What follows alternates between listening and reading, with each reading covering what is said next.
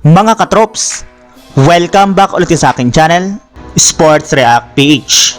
At ngayon nga ay pag-uusapan natin ang naibalitang rason bakit nag-request ng trade si Jimmy Butler sa Miami Heat.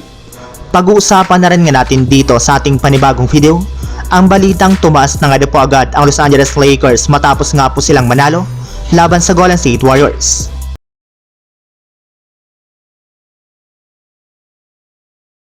Kagaya nga po ng napag-usapan natin mga katrops, kumalat na nga po sa social media ngayong araw ang pag-request ni Jimmy Butler ng trade mula sa Miami Heat. Kung inyo nga pong matatandaan ay may ilang mga rumors na nga po nagsilabasan ng mga nagdaang araw na posibleng nga na po talaga na lumipat ito ngayong season ng ibang koponan.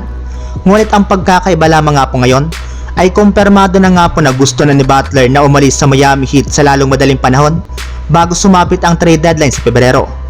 Kaya isang malaking katanungan nga po ngayon, bakit nga ba bigla na lamang napilitan si Jimmy Butler na mag-request ng trade sa kanilang kupunan? Well, ayon nga po sa NBA insider na si Shams Charania ng The Athletic, nagsimula nga na po na mapikon si Butler sa Miami nang patahimikin nga po siya ng kanilang presidente na si Pat Riley noon.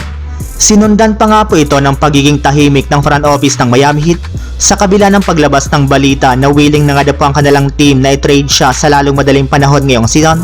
Kaya dyan na nga po napuno si Jimmy Butler at nakapag-desisyon nga po siya na mag-request na lamang ng trade sa kanilang kupunan. Samantala, punta naman tayo sa ating sunod na pag-uusapan sa balitang tumaas na nga po agad ang Los Angeles Lakers matapos nga po silang manalo laban sa Golden State Warriors.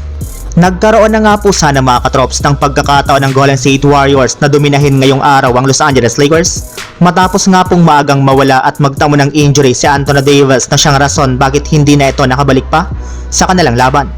Ngunit sa huli ay nagawa pa rin nga po sila na matalo at ma-upset ng Lakers gamit ang nagawang game-winning layup ni Austin Reeves sa huling mga segundo ng fourth quarter para masilang panalo.